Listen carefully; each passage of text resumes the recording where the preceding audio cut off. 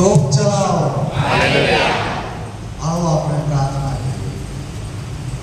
સર્વશક્તિમાન પરમેશ્વર પિતા, અમે તમારો ખૂબ જ આભાર માનીએ છીએ, કેમ કે તમારા વચનો તમે અમને અમારી માતૃભાષામાં આપ્યા છે, અને છતાંય એ સમજવાને માટે તમે અમને તમારો આત્મા આપો છો.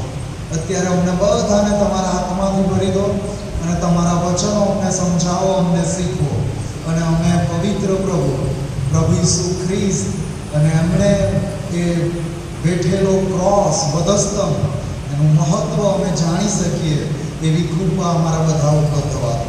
પ્રભુ ઈસુ ખ્રિસ્તની મારફતે માગીએ છીએ. આમેન.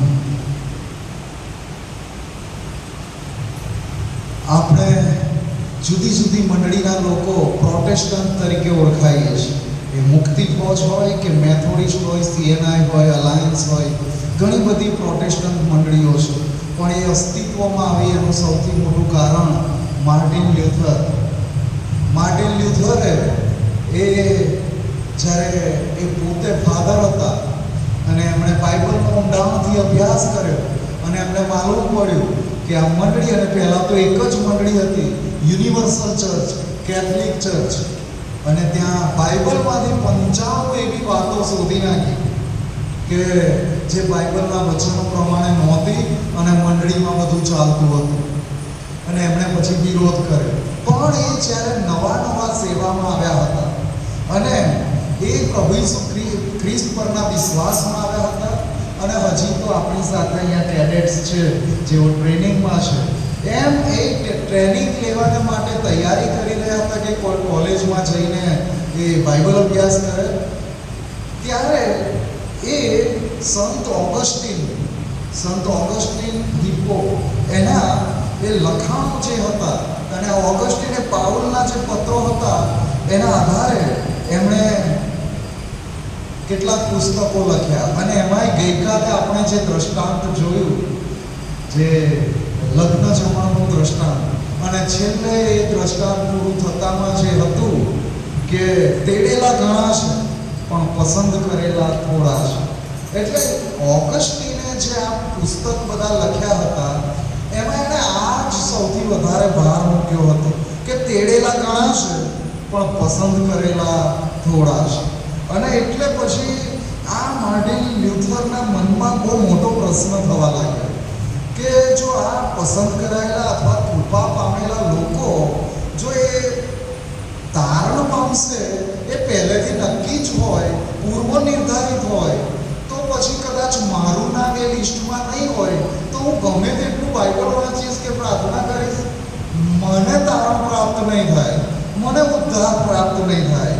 અને માટે એ પ્રભુ ઈસુ ખ્રિસ્તને બહુ જ વિશ્વાસુપણે એ વળગી રહેવા માંગતા હતા, અને છતાંય વિચારતા હતા કે કદાચ હું તેડાયેલો તો છું પણ પસંદ કરાયેલો નહીં હોઉં તો, જો હું પસંદ કરાયેલો નથી તો. અને એ પછી બહુ વધારે પડતો વિચાર કરીને એ દુઃખી થઈ ગયા. એટલે એક બીજા ફાધર હતા કેથલિકના, એમના પ્રિય ફાધર હતા કે એમની સાથે ગમે તે વાત શેર કરી શકે. એટલે માર્ટિન લ્યુથર એમના એ પ્રિય ફાધરની પાસે ગયા, અને એમને જઈને આ બાબત જણાવી કે હું કદાચ એ પૂર્વ નિર્ધારિત લોકોમાં મારું સ્થાન નહીં હોય તો હું ગમે એટલી મહેનત કરું કે ગમે તેટલી પ્રાર્થનાઓ કરું, હું તારણ નહીં પામું. એટલે એમના જે પ્રિય ફાધર હતા એમણે કહ્યું કે અતિ ઊંચી ઈશ્વર વિદ્યાને બાજુ પર મૂક, અને એની બહુ ચિંતા ના કર, અને વધસ્તંભ પરથી વહેતા મૂલ્યવાન રક્ત તરફ જો. વધસ્તંભ પરથી જે રક્ત વહેવડાવવામાં આવ્યું છે એની તરફ જો, કેમ કે એમાં પાપોની માફી છે, અને પાપોની માફી એ જ ઉદ્ધાર, અને એ સત્ય છે કે વધસ્તંભ પાસે તારણ છે, વધસ્તંભની પાસે તારણ છે. આજે ખ્રિસ્તી લોકો માટે આ સિમ્બોલ, પ્રતીક, આ વધસ્તંભ એ ઘણા બધાને એ સાથે રાખવું એ ગમતું હોય છે. ઘણા બધા ગળે પહેરતા હોય છે, અને ઘણા બધા એને વિશેષ મહત્વ આપતા હોય. ખાસ કરીને કોઈને ડર લાગે તો ઘરમાં કોઈ ક્રોસ હોય તો નજદીક લાવીને નીચે મૂકીને સૂઈ જવાનું, અને એવી રીતે અને ઘણા બધાને પહેરવાનો શોખ હોય. ગળામાં પહેરે ત્યાં સુધી તો બરાબર છે, પણ કેટલાક તો પાછા કાનમાંય લટકાવીને ફરે છે. અને જો કોઈ વ્યક્તિ ક્રોસ પહેરતો હોય તો આપણે એટલો બધો કંઈ ખાસ આપણે કોઈ પ્રશ્ન કરતા નથી, આપણને કંઈ ખાસ વાંધો આવતો નથી કે ખ્રિસ્તી વ્યક્તિ છે ને એને ખ્રિસ્તીપણાનો સિદ્ધાંત સાથે સિમ્બોલ જે છે સાથે રાખવો છે. પણ પછી જો આપણે વધસ્તંભ વિશે વિચાર કરીએ ને તો પછી એ વધસ્તંભ પહેરતાય 100 વખત વિચાર કરીએ, અને જો હું પહેરું છું તો પૂરી સૂઝબૂછ સાથે કે હું કોઈને સુવાર્તા આપી શકું. અને એટલા જ માટે વધસ્તંભ જે કોઈ પહેરીને ફરે છે એ ભૂલી જાય છે કે 3 પ્રકારના વધસ્તંભ હતા. 3 વધસ્તંભ હતા. જ્યારે ઈસુ ખ્રિસ્તને વધસ્તંભે લટકાવ્યા ત્યારે 3 વધસ્તંભ હતા, અને એક વચ્ચેનો જે હતો ઈસુ ખ્રિસ્તનો, પણ આજુબાજુ 2 ચોરોના વધસ્તંભ હતા. અને આ ઈસુ ખ્રિસ્તને જે વધસ્તંભે ચડાવવામાં આવ્યા ત્યારે પહેલી જ વખત કે કોઈને વધસ્તંભે ચડાવ્યા એવું નહોતું. એનો ઇતિહાસ બહુ દૂર દૂર સુધી જાય છે. આપણે જૂના કરારમાં નબુખાદનેસ્સાર રાજા વિશેની વાત સાંભળીએ છીએ. બાબિલનો રાજા નબુખાદનેસ્સાર રાજા, અને એના સમયમાં એણે આવી કંઈક એ શિક્ષા માટે આવું કંઈક આડા ઉભા લાકડે કોઈને જડીને મારી નાખવા એવી કોઈ ઘટના એ સમયે બની હતી.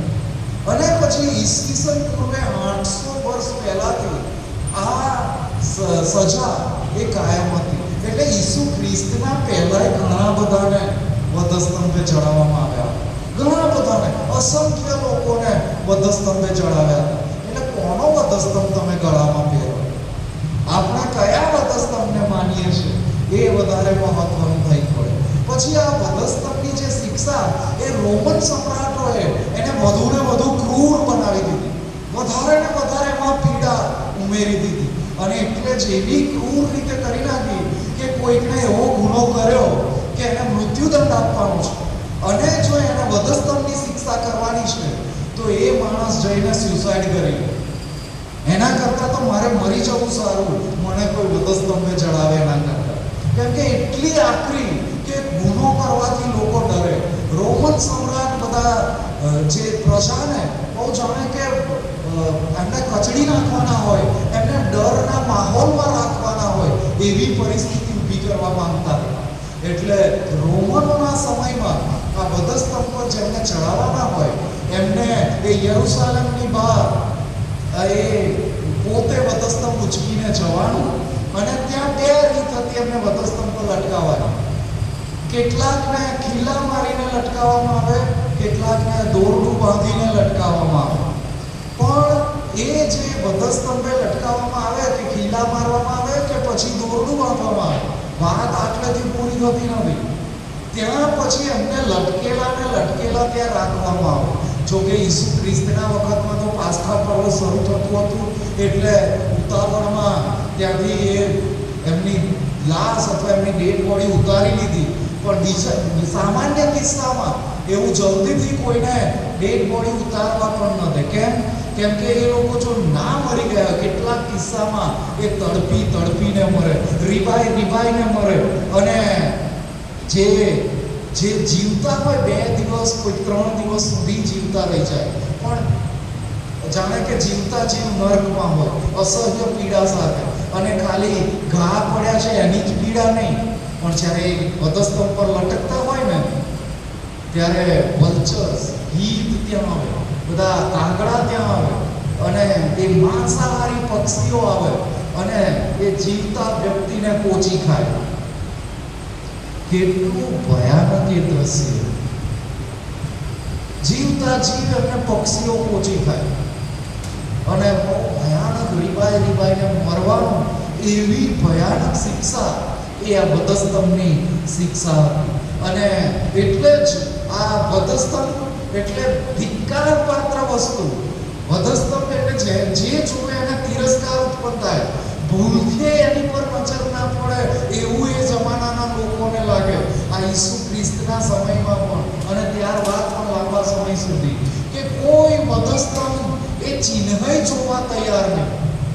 એ તો જેમ સમય જતો ગયો અને પેલા રોમના રાજા કોન્સ્ટેન્ટિનોપલ કે જેમને યુદ્ધમાં જવાના હતા અને પ્રજામાં એમને મધસ્તમ દેખાયો અને એમણે પ્રભુ ઈસુ ખ્રિસ્તનો સ્વીકાર કર્યો અને પછી રોમનો મુખ્ય ધર્મ એ 4મી સદીમાં એ ખ્રિસ્તી ધર્મ તરીકે સ્વીકાર્યો અને ત્યાર પછી બધી પરિસ્થિતિઓ બદલાય.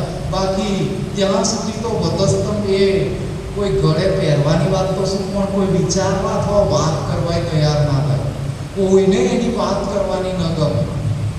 પણ જ્યારે પ્રભુ ઈસુ ખ્રિસ્તને આજના દિવસે એટલે કે ગુડ ફ્રાઈડે પ્રભુ ઈસુ ખ્રિસ્તનું જે દિવસે મરણ થયું ત્યારે એમને પણ આ વધસ્તંભની એ શિક્ષા કરવામાં આવી હતી અને વધસ્તંભને મહત્વનો કરી દીધો. જે તિરસ્કાર પાત્ર હતો, જે ધિક્કાર પાત્ર વધસ્તંભ હતો, એને હવે લોકો ગળે વળગાડે છે, હવે લોકો ગળે પહેરે છે. પણ જે લોકોને આવો શોખ હોય એ લોકોએ આ વધસ્તંભ પહેરતા પહેલા એની સમજ કેળવી લેવી જરૂરી છે. કેમ કે જો કોઈ વ્યક્તિ વધસ્તંભ પહેરતો હોય અને જો કોઈ પણ પ્રકારના પાપમાં સામેલ હોય અને લોકો જાણતા હોય કે યાર આ શું વધસ્તંભ પહેરીને ફરતા હશે, જીવન તો સહેજે પ્રભુ ઈસુ ખ્રિસ્તના જેવું છે નહીં અને વધસ્તંભ પહેરી લીધો, તો પછી એ કદાચ ચોરનો વધસ્તંભ હોય અને એમાં ચોરનો જો વધસ્તંભ હોય અને જમણા હાથ તરફના ચોરનો હોય ત્યાં સુધી વાંધો નહીં કે ચલો મને મારા પાપોનો પસ્તાવો થયો અને પસ્તાવાનો વધસ્તંભ પહેરીને હું ફરું છું. પણ એ એક્સપ્લેન કરી શકવા જોઈએ, એમને પોતાને ખબર હોવી જોઈએ. અને કોઈ પૂછે કે આ વધસ્તંભ પહેર્યો છે એનું મહત્વ ખબર છે તો જવાબ આપતા આવડતું હોવું જોઈએ કે આ તો પસ્તાવાનો વધસ્તંભ છે. બાકી જો એવું ના હોય કે પછી પોતાના પાપનો કદી પસ્તાવો કર્યો ના હોય અને છતાંય વધસ્તંભ પહેર્યો હોય તો એ શક્ય બને કે એ ચોરનો વધસ્તંભ હોય, એ રિજેક્શનનો વધસ્તંભ હોય, એ નકાર કરનારનો વધસ્તંભ હોય. કે એ ડાબી તરફના ચોરે એ પ્રભુ ઈસુ ખ્રિસ્તનો નકાર કર્યો, એની મસ્કરી કરવા માટે કહ્યું જો તું દેવનો દીકરો હોય તો પોતાને છોડાવ ને અમને છોડાવ. મસ્કરી કરે છે તો એની પાપની શિક્ષા, એણે કરેલા ગુનાની શિક્ષા ભોગવી રહ્યો. ઈસુ ખ્રિસ્તે તો કોઈ ગુનો જ નહોતો કર્યો અને છતાંય આ ડાબા હાથે રહેલો ચોર એ આવી વાત કરે છે. કેટલાક લોકોને ચાંદીના વધસ્તંભ બહુ ગમે, પણ એવા લોકો માટે યહૂદા ઇસ્કારિયોત યાદ કરવો પડે. કેમ કે યહૂદા ઇસ્કારિયોતે ચાંદીના 30 સિક્કા માટે ઈસુ ખ્રિસ્તને વેચી દીધા હતા. એવા ઈસુની કિંમતની ચાંદીનો તો ક્રોસ નથી બનાવીને પહેર્યો ને, યહૂદા ઇસ્કારિયોતનો ક્રોસ તો નથી ને. એ પણ વિચાર કરવો રહ્યો. કેમ કે મારે એ વધસ્તંભનું મહત્વ મારે સમજવું રહ્યું. કેમ કે પરમેશ્વરે પોતાના એકના એક પુત્ર પ્રભુ ઈસુ ખ્રિસ્તને આ જગત પર મોકલી આપ્યા, જેમને વધસ્તંભની શિક્ષા થઈ અને એમણે એ સ્વીકારી લીધું કે હું એ અસહ્ય પીડા વેઠીશ. બાકી કોઈની મજાલ છે કે ઈસુ ખ્રિસ્તને કોઈ સ્પર્શ પણ કરે? અને ઈસુ ખ્રિસ્તની ધરપકડ કરવા માટે આવ્યા અને એક શિષ્યએ તલવાર કાઢી ત્યારે ઈસુ ખ્રિસ્ત કહે છે ભાઈ રહેવા દે, હું મારા બાપને કહું તો દૂતોની બહાર ફોજ મોકલી આપશે અને બધાનો નાશ થઈ જાય. હવે દૂતોની જો બહાર ફોજ આવે તો લોકોના શું હાલ થાય? કેમ કે જૂના કરારમાં હિજકિયા રાજાના સમયમાં એક જ દૂતે 1,85,000 સૈનિકોનો ખાત્મો બોલાવ્યો. તો પછી આખી ફોજ અને બાર ફોજ આવે તો આ યહૂદીઓના અને પૃથ્વીના બધા લોકોના શું હાલ થાય? કોઈની મજાલ છે કે કોઈ પ્રભુ ઈસુ ખ્રિસ્તને સ્પર્શ કરે? અને એટલે જ તમે બધાએ પેલા પ્રભુના મહાન સેવક બિલી ગ્રેહામનું નામ સાંભળ્યું હશે. બિલી ગ્રેહામને એક ટીવી પર એક શો આવતો હતો અને એ શોમાં આવા જાણીતા નામાંકિત હસ્તીઓને બોલાવવામાં આવે, એમની સાથે વાતચીત થાય અને બધી ચર્ચા વિચારણા કરે. એટલે બિલી ગ્રેહામ એ રીતે એ ટીવી પર એ પ્રોગ્રામમાં ત્યાં ગયા અને જે પ્રોગ્રામ હોસ્ટ કરતા હતા એન્કર જે હતા, એન્કરે પછી ઘણી બધી વાતો કર્યા પછી એમ કીધું કે મિસ્ટર બિલી, મારું તો એવું માનવું છે કે આજે પણ જો ઈસુ ખ્રિસ્ત આવે ને, તો આ બધા માણસો આજે એમને વધસ્તંભે ચડાવી દે. બિલી ગ્રેહામ જવાબ આપતા એમ કે છે, તો તમારું માનવું ખોટું છે, ભૂલ ભરેલું છે. કાન ખોલીને સાંભળી લો. એ જ્યારે 2000 વર્ષ પહેલા આવ્યા ને, ત્યારે એ ઉદ્ધારની યોજના લઈને આવ્યા હતા, પરમેશ્વરનો પ્રેમ લઈને આવ્યા હતા, નમ્ર સેવક બનીને આવ્યા હતા, સહન કરવા માટે આવ્યા હતા, આપણા પાપો એમના ઉપર લઈ લેવા માટે આવ્યા હતા. એ અતિશય વેદના અને અપમાન અને મરણ સહન કરવા માટે આવ્યા હતા. અને હવે જ્યારે આવશે ને, ત્યારે સહન કરનાર સેવક નહીં, પણ રાજાઓના રાજા તરીકે આવશે, ન્યાયાધીશ તરીકે આવશે. અને એ જ્યારે હવે પછી આવશે, ત્યારે તમારા જેવા અથવા તો પૃથ્વી પરનો કોઈ માણસ કોઈની મજાલ નહીં હોય કે એમને સ્પર્શ કરી શકે, એમને ટચ કરી શકે. ઘણા બધા લોકો વાતોમાં એવું કહેતા હોય છે કે આજે જો ઈસુ ખ્રિસ્ત આજે હોત ને, અથવા તો અત્યારે આવે ને, તો આજે લોકો એમને વધસ્તંભે ચડાવી દે. પણ હવે જો પ્રભુ ઈસુ ખ્રિસ્ત આ પૃથ્વી પર આવશે, ત્યારે એ સહન કરવા માટે નહીં, પણ જગતનો ન્યાય કરવા માટે આવશે, એમનું રાજ્ય સ્થાપવા માટે આવશે. અને એટલે જ આપણે બધાએ કોઈ પણ પ્રકારના ભૂલાવામાં રહેવાનું નથી, અને આ વધસ્તંભની વાતને સારી પેઠે સમજી લેવાની છે. સહેજ પણ રીતે ગફલતમાં રહેવાનું નથી. અને એટલે જ અત્યારે આપણે ખાસ રીતે જે વધસ્તંભ પર પ્રભુ ઈસુ ખ્રિસ્તને જઈ દેવામાં આવ્યા, ત્યારે જે 5 ચમત્કારો થયા હતા, જ્યારે ઈસુ ખ્રિસ્ત વધસ્તંભ પર હતા, ત્યારે એ આપણે જોવા માંગીએ છીએ. જો કે એ ચમત્કારો ન થયા હોત તો પણ પ્રભુ ઈસુ ખ્રિસ્ત વધસ્તંભે ચડાયા, એટલે આપણા બધાના માટે એ વધસ્તંભ બહુ જ મહત્વની બાબત બની ગઈ. કેમ કે એમણે વધસ્તંભ પર આપણા પાપો લઈ લીધા, અને એટલે આપણને ઉદ્ધાર અને પાપોની માફી છે, અને આપણને સ્વર્ગનું જીવન પ્રાપ્ત થવાનું છે. અને એ વધસ્તંભના કારણે જ અત્યારે આપણે બધા ખ્રિસ્તીઓ છીએ, અને પ્રભુ ઈસુ ખ્રિસ્તને સારી પેઠે જાણીએ છીએ. એ વધસ્તંભની ઘટનાના કારણે એમને જીવ આપ્યો, પછી પુનરુત્થાન પામ્યા, એટલા માટે આટલું બધું મહત્વની બાબત છે. અને હવે એ ચમત્કારોની વાત આપણે જોઈએ તો એ ચમત્કારો પણ એ પરમેશ્વરની યોજનાનો ભાગ હતા. અને ઈસુ ખ્રિસ્ત જે ઉદ્ધારનું કાર્ય કરતા હતા, કર્યું હતું અને કરી રહ્યા હતા, એને એ કાર્યને બધું મોર મારવા માટે આ બધા ચમત્કારો એ સમયે થયા. અને આ માનવજાત એ ખ્રિસ્તની સાથે સમાધાનમાં આવે માટે એ ચમત્કારો એ વધસ્તંભ પર ઈસુ ખ્રિસ્ત હતા ત્યારે થયા. અને આજના શાસ્ત્ર પાઠમાં માથી 27-45મી કલમથી એ 53મી કલમ સુધીમાં એ 5 ચમત્કારો વિશે ત્યાં લખવામાં આવ્યું છે. અને ત્યાં લખવામાં આવ્યું છે, ભર બપોરે અંધકાર છવાયો. 45મી કલમમાં લખ્યું છે, 6ઠી હોરાથી 9મી હોરા સુધી આખા દેશ પર અંધકાર છવાયો.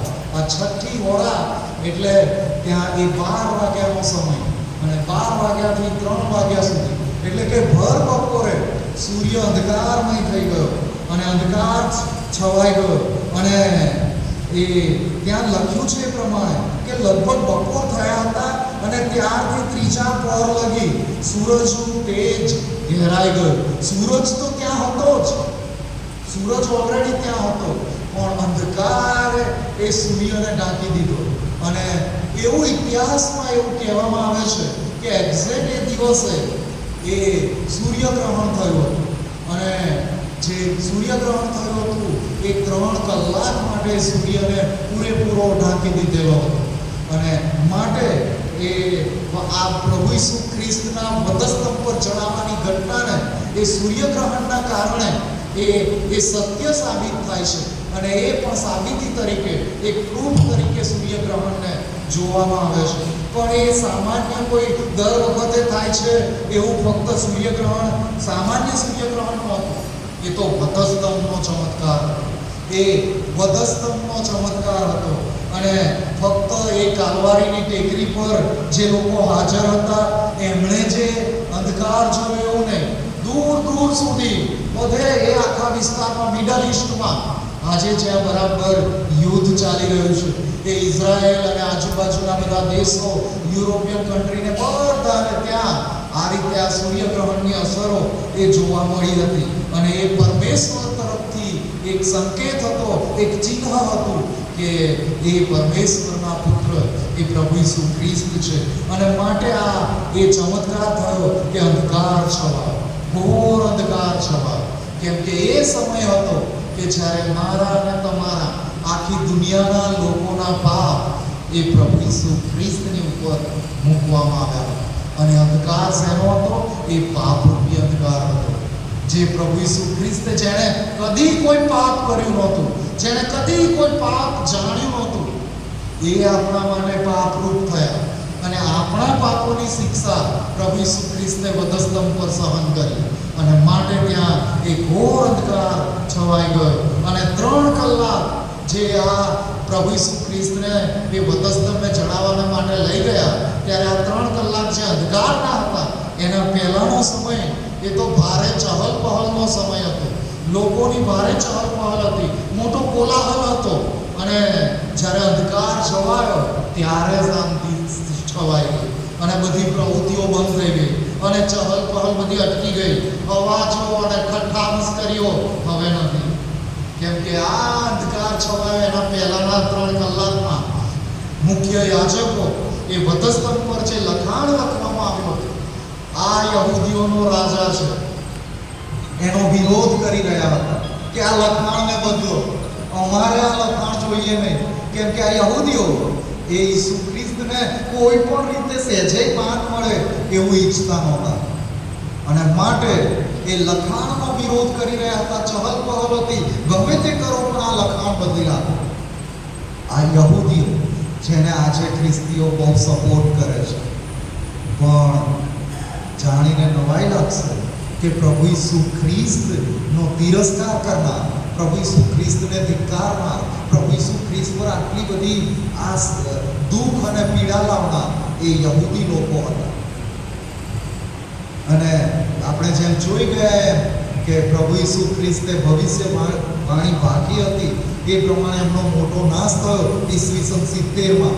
એ પણ આપણે જોઈ ગયા હતા. એમના એ હઠીલાપણાને કારણે પરમેશ્વરના પુત્ર એમની પાસે આવ્યા અને એમણે વિચાર શુદ્ધા કર્યો, એમને સ્વીકાર્યા. અને અત્યારે પણ આ મરણ પ્રસંગે મતલબ વધસ્તંભ પર છે ત્યારે પણ એ લોકો લખાણને બદલવા માટે એ પૂરું જોર લગાવી રહ્યા છે. અને એ યહૂદીઓની વાત આવી છે ત્યારે ઈસુ ખ્રિસ્ત જ્યારે હતા ત્યારે એમનો સ્વીકાર ન કર્યો, ત્યાર પછીના સમયમાં પણ સ્વીકાર ન કર્યો. અને આજે પણ યહૂદીઓ ઈસુ ખ્રિસ્તનો સ્વીકાર કરતા નથી. આજે પણ યહૂદીઓ ઈસુ ખ્રિસ્તનો સ્વીકાર કરતા નથી. હા, એ લોકો આજે પણ ઈચ્છે છે કે મસીહા બહુ જલ્દી આવશે, મસીહાના આગમનના માટે આજે પણ એ લોકો રાહ જોઈ રહ્યા છે.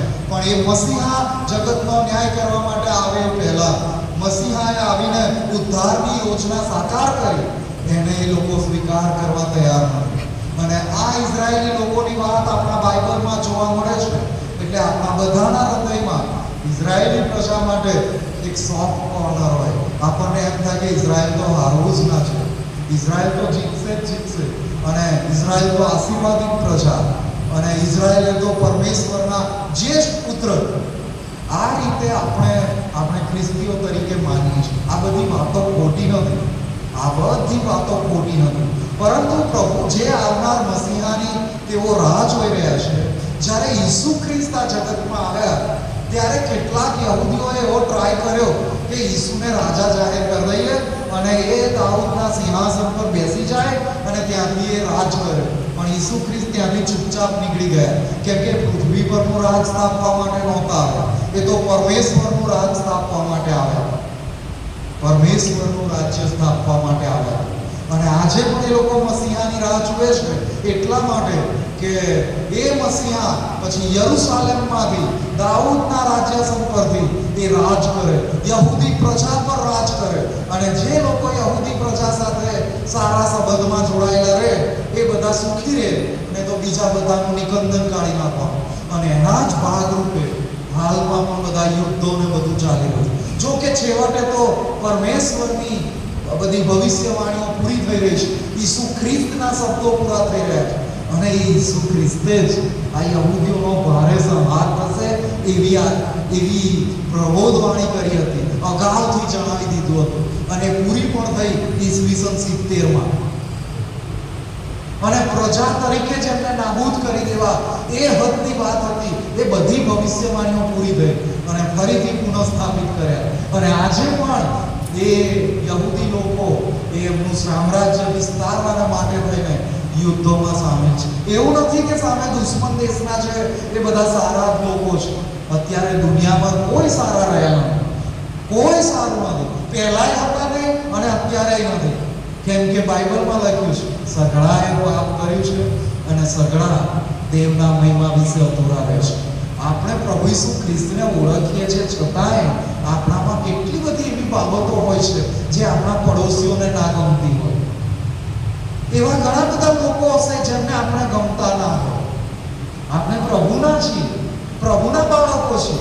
આ પ્રભુ ઈસુ ખ્રિસ્તના બલિદાનને સારી પેટે જાણીએ છીએ, વધસ્તંભનું મહત્વ આપણે જાણીએ છીએ, અને છતાંય આપણામાં કજિયા કંકાસ છે, વેર ઝેર છે, ઈર્ષા દેખાય છે, બધે જ.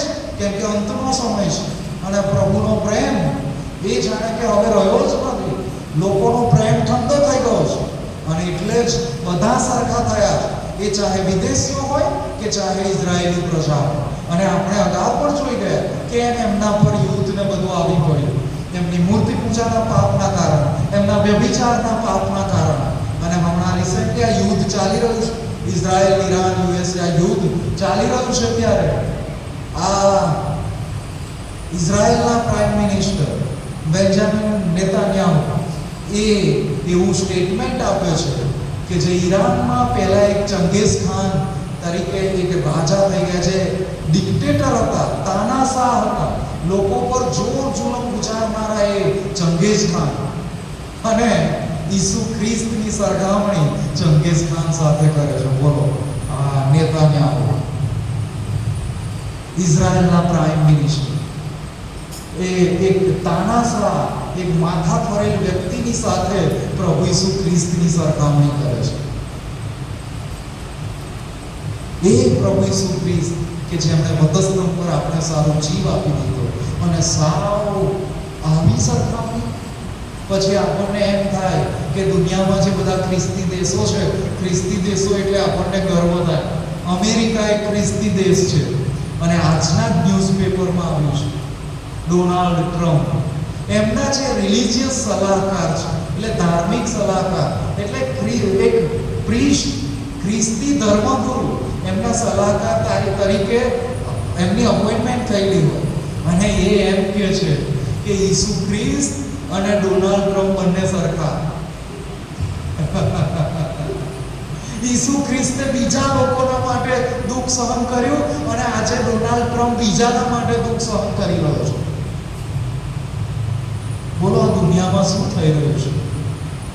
જો એવું જ હોય તો ટ્રમ્પ એ વધસ્તંભ પર ટંગાઈ જાય, હાથે પગે ખીલાને કુંભમાં ભાલો એ સહન કરે, ત્યારે વાત બને, તો સરખામણી થાય. અને તોય ઈસુ ખ્રિસ્તની સાથે સરખામણી ન થાય, કેમ કે પ્રભુ ઈસુ ખ્રિસ્ત તો પરમેશ્વરના પુત્ર. અને આવી બધી વાતો આખી દુનિયામાં બધું બની રહ્યું છે. એનું કારણ એ છે કે પ્રભુ ઈસુ ખ્રિસ્ત બહુ જલ્દી આવી રહ્યા છે. ખોટા જૂઠા ખ્રિસ્ત ઊભા થશે, જૂઠા પ્રબોધકો ઊભા થશે, લડાઈઓ થશે, યુદ્ધો થશે, યુદ્ધોની અફવાઓ તમારા સાંભળવામાં આવશે. આ બધું રોજે રોજ થઈ રહ્યું છે, અને એટલે જ આવનાર મસીહા બહુ જલ્દી આવી રહ્યા છે. પણ જ્યાં સુધી આપણે પૃથ્વી પર છીએ ત્યાં સુધી આ વધસ્તંભના મહત્વને આપણે જાણી લેવું પડશે. અને માટે પછી જે કોલાહલ હતું અને જે લોકોની ચહલપહલ હતી, આ યહૂદીઓ, એમને તો બસ પેલું નામ જ હટાવવું હતું કે આ યહૂદીઓનો રાજા છે. પણ પછી બીજા બધા હતા, સૈનિકો જે હતા, એમના કપડાં વેચી લેવા માટે ચીઠીઓ નાખી રહ્યા હતા, અને એ બધામાં એ વ્યસ્ત થઈ ગયા હતા. અને ખાલી આ ધાર્મિક આગેવાનો અને રોમન સૈનિકો જ અપમાન કરતા હતા એવું નહીં, રસ્તે આવતા જતા બધા યહૂદીઓ. કેમ કે આ શહેરના કોટની બહાર ખોપડી નામની જગ્યા અને એ રસ્તા ઉપર જ લોકોને વધસ્તંભે ચડાવવામાં આવે, એટલા માટે કે બીજા બધા જુએ અને કોઈ કદી કોઈ ગુનો કરે જ નહીં. એટલે લોકો જુએ એ રીતે એ વધસ્તંભે ચડાવવામાં આવતા હતા. અને જ્યારે પ્રભુ ઈસુ ખ્રિસ્ત વધસ્તંભ પર હતા ત્યારે રસ્તે આવતા જતા લોકો બધા એ ઈસુ ખ્રિસ્તના ઠઠ્ઠા મસ્કરી કરતા હતા. સામાન્ય લોકોએ ઈસુ ખ્રિસ્તના ઠઠ્ઠા મસ્કરી કરતા હતા, યહૂદી લોકો. અને માટે જ્યારે અંધકાર થવા છવાયો ત્યારે આ બધું બંધ થયું અને બધા શાંત થઈ ગયા. અજાણ્યો, અકુદરતી અને ચમત્કારિક અંધકાર એ છવાયો. બીજો જે ચમત્કાર થયો એ મંદિરનો પડદો ફાટી ગયો. અને 50મી અને 51મી કલમોમાં પછી ઈસુએ બીજી વાર મોટી ઘાટે બૂમો પાડીને પ્રાણ મૂક્યો ત્યારે જુઓ મંદિરનો પડદો ઉપરથી નીચે સુધી એ ફાટીને તેના બે ભાગ થઈ ગયા. પડદો ઊંચો હતો અને નીચેથી ઉપર ફાટ્યો નથી, પણ ઉપરથી નીચે ફાટ્યો છે. અને ક્યારે? જ્યારે પ્રભુ ઈસુ ખ્રિસ્તે પોતાનો પ્રાણ ત્યજી દીધો ત્યારે. અને કેમ પડદો ફાટી ગયો? કેમ આવો ચમત્કાર થયો? એકચ્યુઅલી પડદા સુધી તો કોઈ વ્યક્તિ જઈ જ ના શકે. ખાલી મુખ્ય યાજક એ પડદાને પેલે પાર જઈ શકે, બીજું કોઈ જઈ શકે નહીં. અને કોઈની મજાલ પણ નહીં કે પડદા સુધી પહોંચે અને કોઈ એને ચીરી નાખી શકે. એ શક્ય જ નહોતું. હજુ નીચેથી કોઈ ટ્રાય કરે તો કરે, પણ ઉપરથી નીચે સુધી એ તો ચમત્કાર જ ચમત્કાર હતો. પણ એ પહેલા પડદાનું મહત્વ આપણે સમજવું પડે. મંદિરના 3 ભાગ હતા.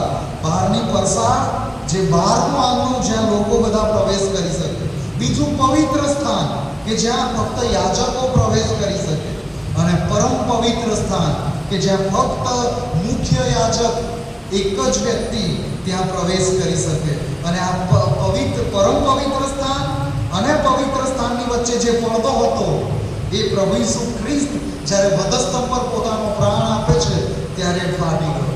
એનો અર્થ એ થયો કે પ્રભુ ઈસુ ખ્રિસ્તના મરણે બધા લોકો માટે પરમેશ્વર પિતાને અવેલેબલ બનાવ્યા. કોઈ પણ વ્યક્તિ પરમેશ્વરના સાનિધ્યમાં જઈ શકે, કોઈ પણ વ્યક્તિ પ્રભુની પાસે જઈ શકે. એ વધસ્તંભના કારણે એ આપણને પ્રિવિલેજ મળી. આપણે બધા આજે બહુ આસાનીથી યહોવા યહોવા યહોવા કરીએ છીએ, પણ એ યહોવાની પવિત્રતાની ખબર છે? એ યહોવા શબ્દ આજે પણ યહૂદીઓ પોતાના મુખથી ઉચ્ચારતા નથી. યહોવાની જગ્યાએ એ હિબ્રુ શબ્દ અડોનાઈ શબ્દનો યુઝ કરે છે. કેમ કે યહોવા શબ્દ એટલો પવિત્ર છે કે કોઈ પણ વ્યક્તિ પોતાના અશુદ્ધ હોઠોએ એ પવિત્ર શબ્દ બોલી જ ના શકે. અને આજે ભજન મંડળી બેઠી હોય, કોઈ પણ દારૂ પીધેલો વ્યક્તિ આવી જાય અને યહોવા યહોવા યહોવા યહોવા કરવા માંડે છે. કેટલું પવિત્ર નામ છે કે જ્યારે આ પવિત્ર વચનો લખાતા હતા ત્યારે જે કલમથી લખવામાં આવે અને યહોવા લખવાનું આવે તો એ જે તે વ્યક્તિ ઊભો થઈ જાય, એ ઉપવાસ કરે, એ નાઈ લે, નવી જ કલમ લે અને પછી યહોવા લખે ને પછી એ કલમ તોડી નાખે.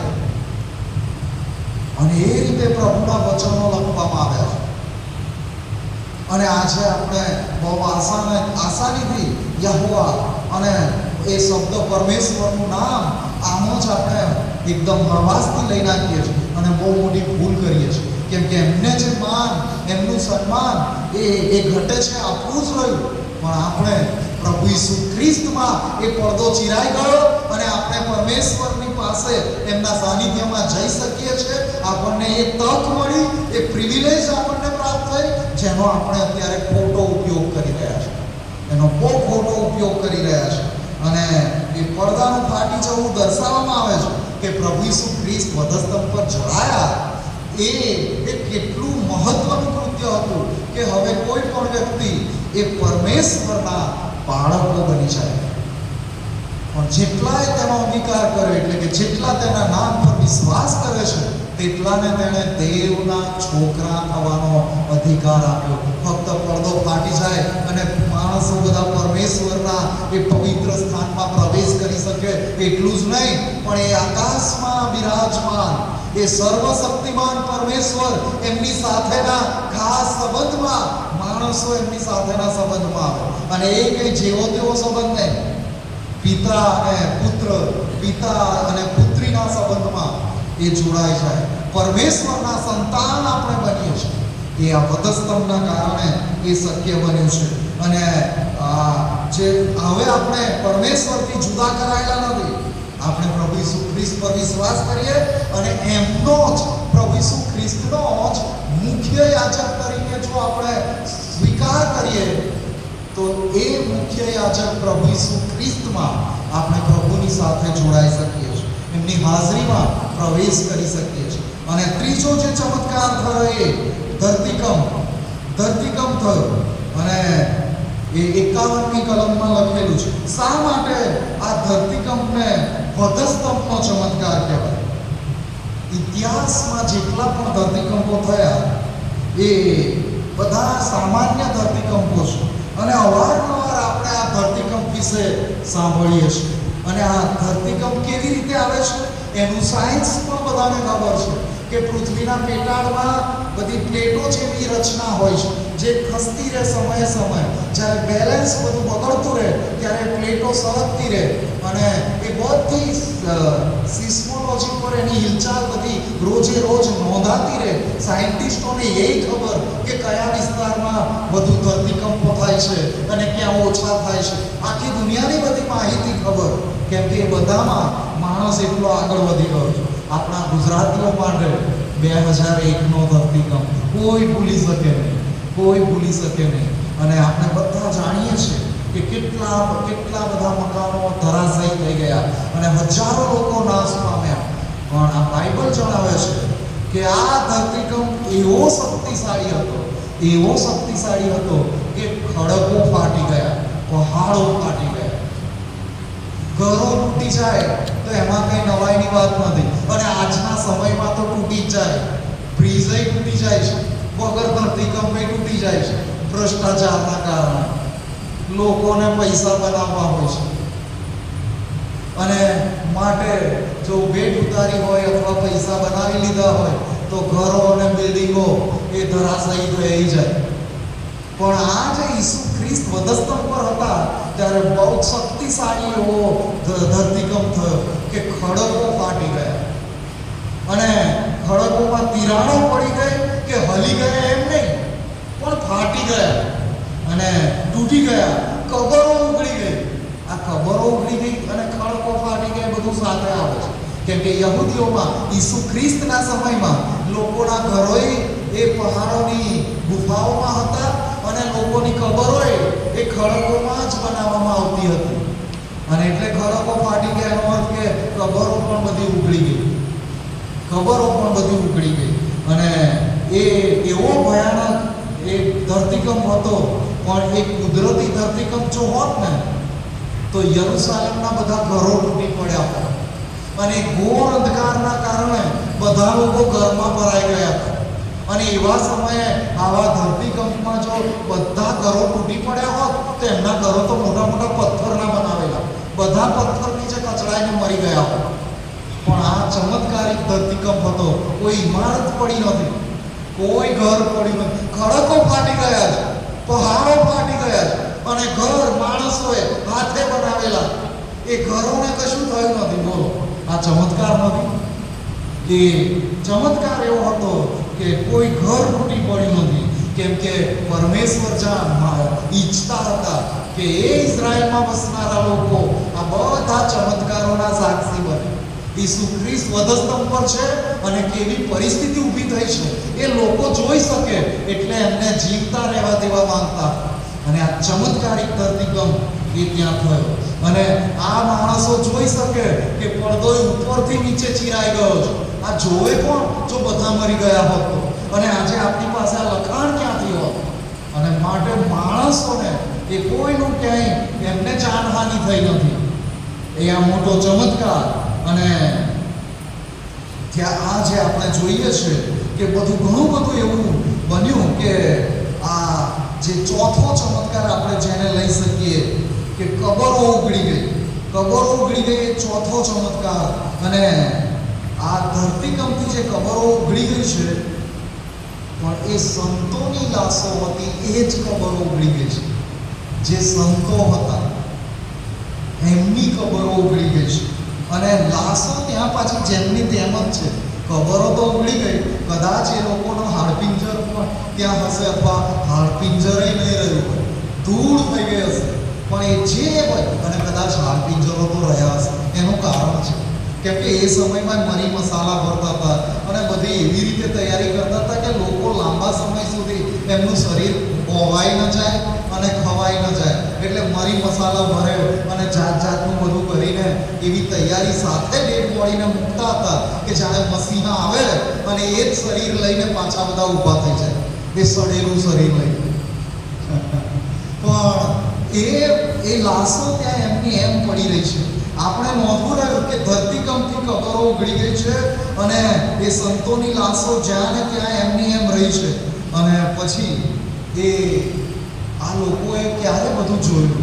તો જે લોકોએ પછી આ પુનરુત્થાન વખતે જે બાબતો બની અને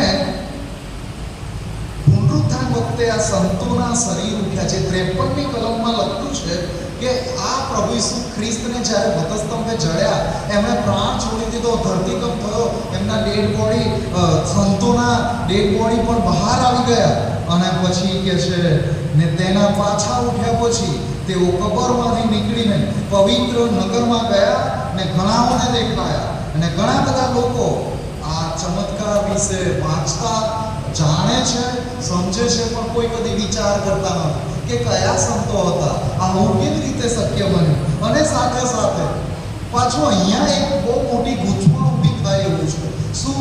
તો કે છે પ્રભુ ઈસુ ખ્રિસ્ત મરણ પામ્યા ત્યારે કબરો ઉઘડી ગઈ અને સંતોની લાશો જેમની તેમ હતી. અહીંયા એમ લખ્યું છે કે એમના શરીરો ઉઠ્યા અને પછી એ પવિત્ર નગરમાં ગયા, એટલે કે યરુશાલેમમાં ગયા. લોકોએ જોયા, લોકોની સાથે રહ્યા. અને આ ચમત્કાર કેવો કે વધસ્તંભ પર મરણ થયું ત્યારે ડેડ બોડી તો બધાની કબરો તો ઉઘડી ગઈ છે, પણ એ ત્યાં જેમના તેમ છે. ત્રીજા દિવસે એ જીવતા થઈને યરુશાલેમમાં જાય છે. અહીંયા જુદી જુદી આવૃત્તિ જે બાઇબલની છે, ઘણી બધી આવૃત્તિઓમાં આ કલમને સમજવામાં બધા ગોથા થઈ જાય છે. અને એટલે જ અને આજે પણ જો એ ઈસુ ખ્રિસ્તના વખતે, એ પુનરુત્થાન વખતે જીવતા થયા તો આજે પણ હોવા જોઈએ.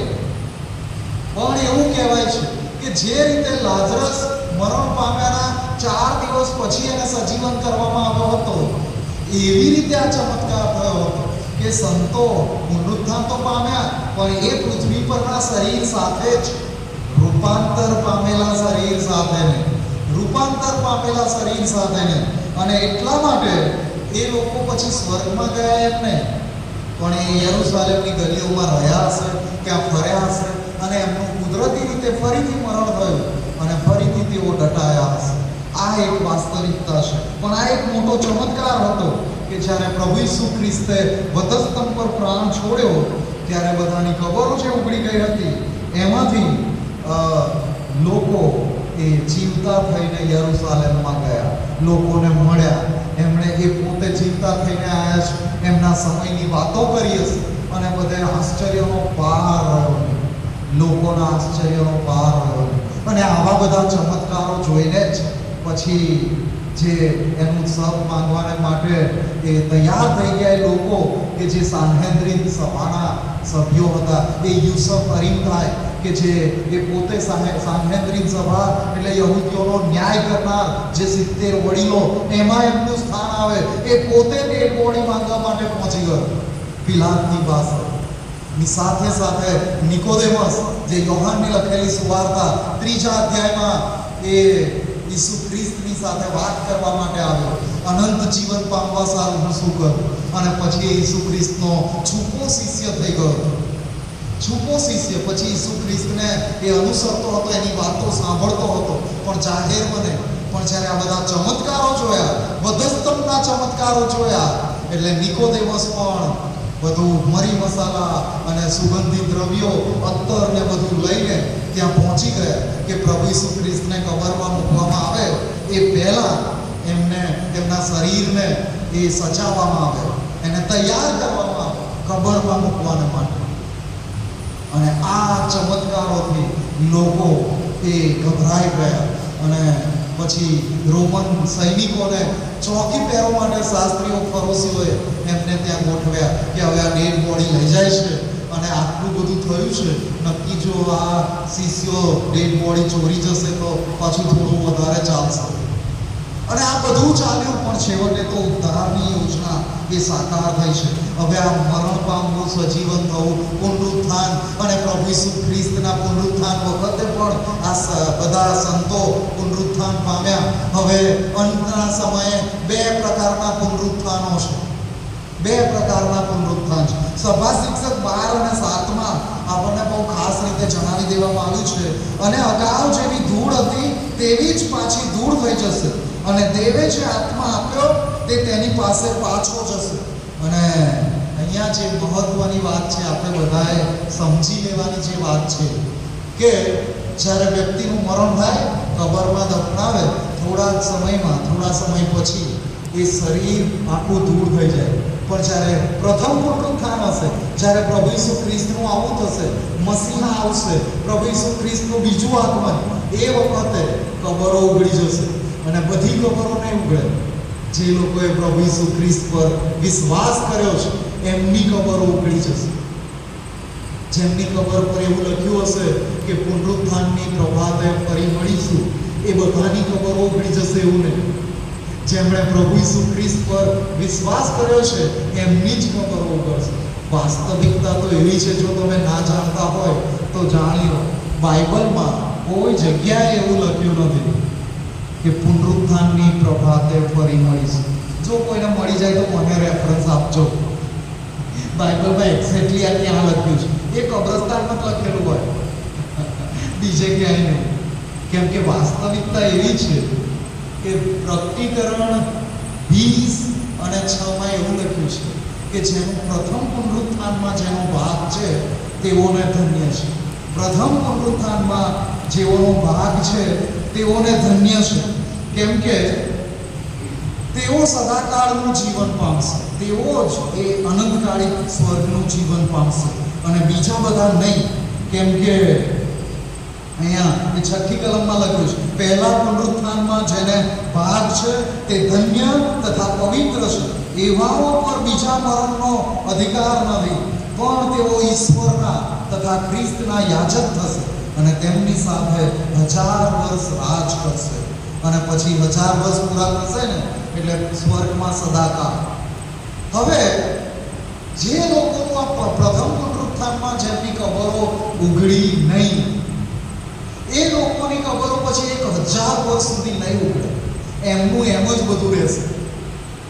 અને પછી બીજું પુનરુત્થાન એ 1000 વર્ષ પૂરા થશે પછી, અને એ 1000 વર્ષ દરમિયાન શું થશે? તો પ્રભુ ઈસુ ખ્રિસ્ત યરુશાલેમમાં ત્યાં દાઉદના રાજ્યાસન પર બેસીને પૃથ્વી પર રાજ કરશે.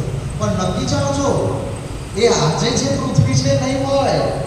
જ્યારે ઈસુ ખ્રિસ્તનું આગમન થશે ને ત્યારે આ પૃથ્વી નાશ પામી હશે.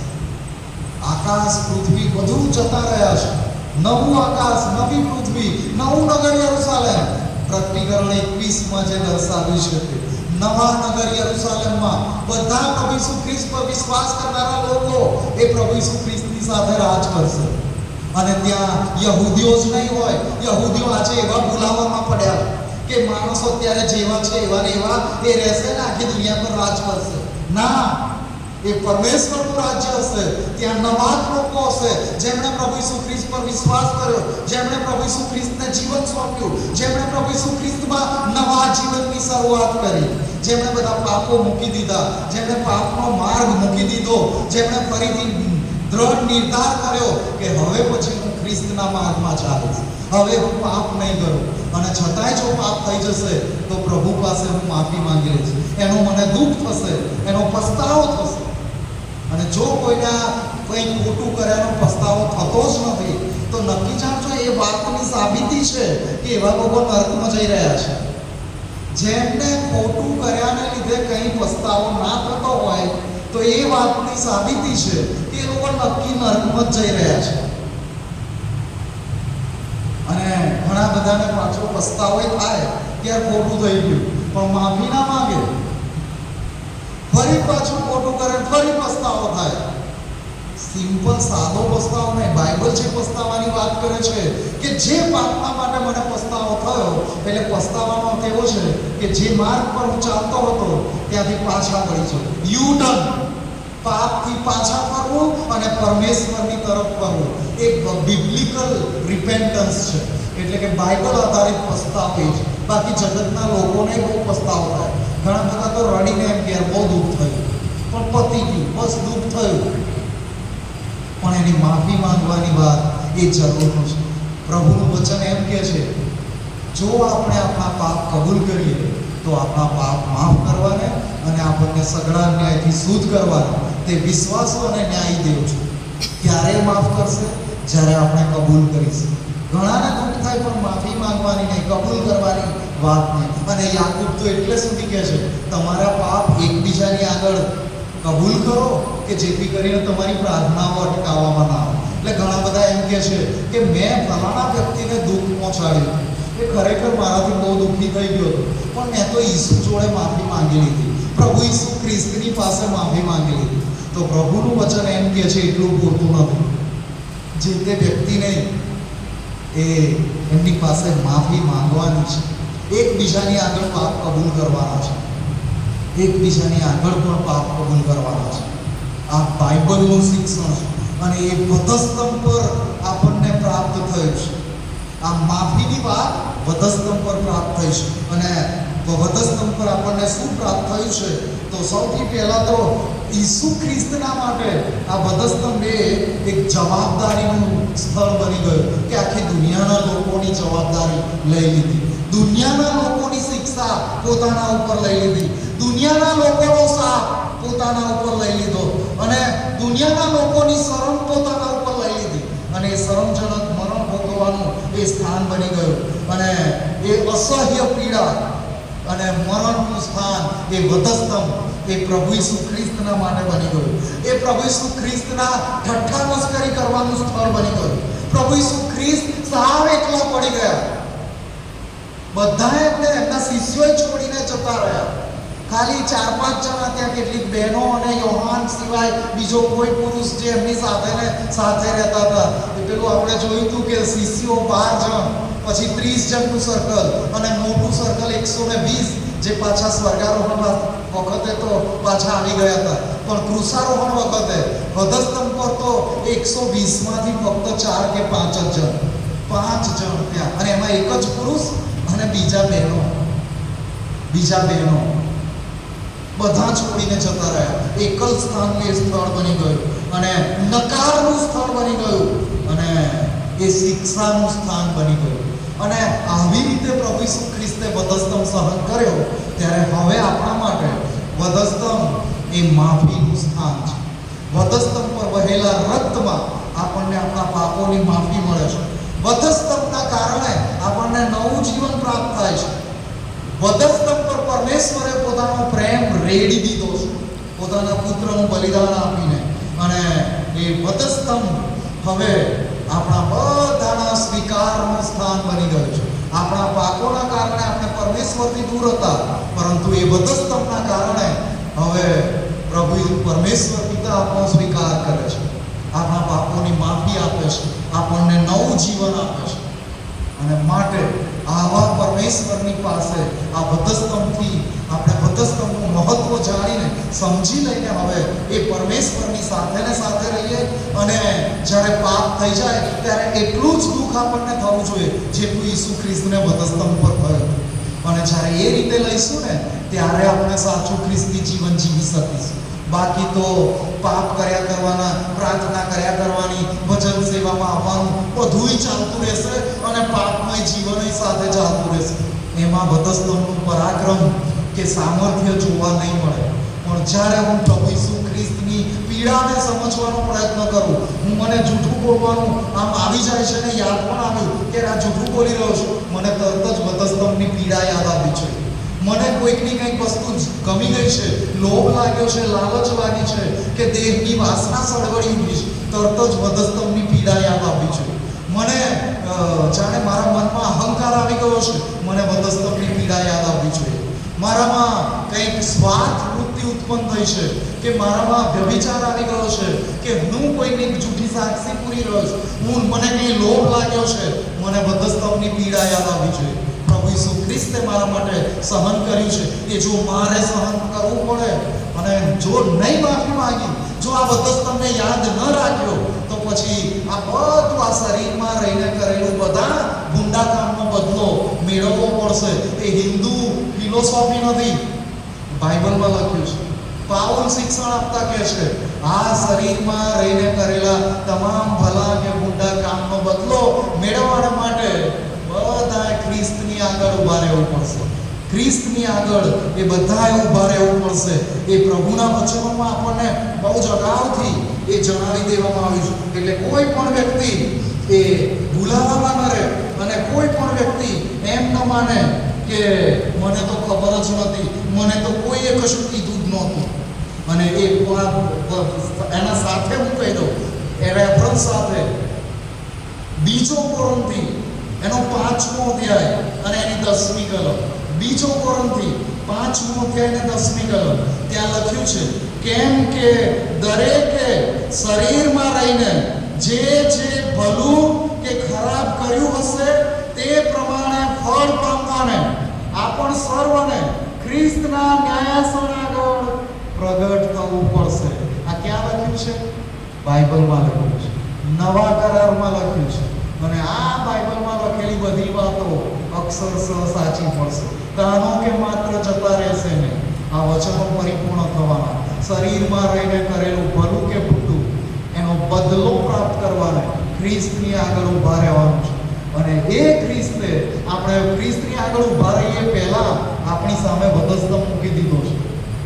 એ વધસ્તંભની સામે જોઈએ અને પાપથી બચીને રહીએ, પાપથી દૂર રહીએ. અને જો પાપ થઈ જાય તો પ્રભુ ઈસુ ખ્રિસ્તની પાસે માફી માંગીએ અને આપણે પ્રભુમાં જીવન પામીએ. માટે આજે બહુ ગજબનો દિવસ છે, ખાસ દિવસ છે, ગુડ ફ્રાઈડે છે. થોડી પળો શાંત રહીએ અને આપણે આપણા પાપોની કબૂલાત કરીએ, પ્રભુ પાસે માફી માંગીએ અને પ્રભુને કહીએ કે તમે મારા હૃદયમાં રહો, મારા જીવનમાં રહો, કે જેથી કરીને આ વધસ્તંભને હું ભૂલી ન જાઉં, વધસ્તંભનું મહત્વ હું ભૂલી ન જાઉં અને આપણે પ્રભુમાં સદાકાળ સ્વર્ગનું જીવન પામીએ. થોડી પળો આપણે શાંત રહીશું.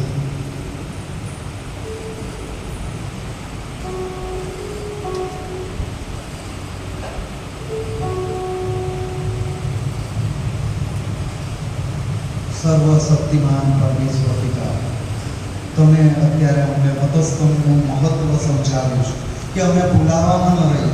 અમારામાંથી કોઈ પણ એમ કહી ના શકે કે આ બધું તો અમને કોઈએ કીધું જ નહોતું. તમે અમને બધું પ્રગટ કર્યું છે. હવે વધસ્તંભ હંમેશા પ્રભુ અમે એનું મહત્વ સમજીએ. એ વધસ્તંભ પર વહેવડાવેલા રક્તમાં અમે અત્યારે હું ખાસ રીતે મારા પોતાના પાપ અપરાધની માફી માંગુ છું. અને અહીં ઉપસ્થિત બધાને પ્રભુ તમે પસ્તાવી હૃદય આપો, પાપની કબૂલાત કરવાનું મન આપો અને તમારી સાથે જોડાયેલા રહીને પ્રભુ ઈસુ ખ્રિસ્તમાં આગળ વધવા માટે સહાય કરો, મદદ કરો. એવી ખાસ વિનંતી કરતા અમે બધા તમારા હાથોમાં સોંપાઈ જઈએ છીએ. પ્રભુ ઈસુ ખ્રિસ્તની મારફતે માંગીએ છીએ. આમેન. આપ સર્વનો અમે આભાર માનીએ છીએ.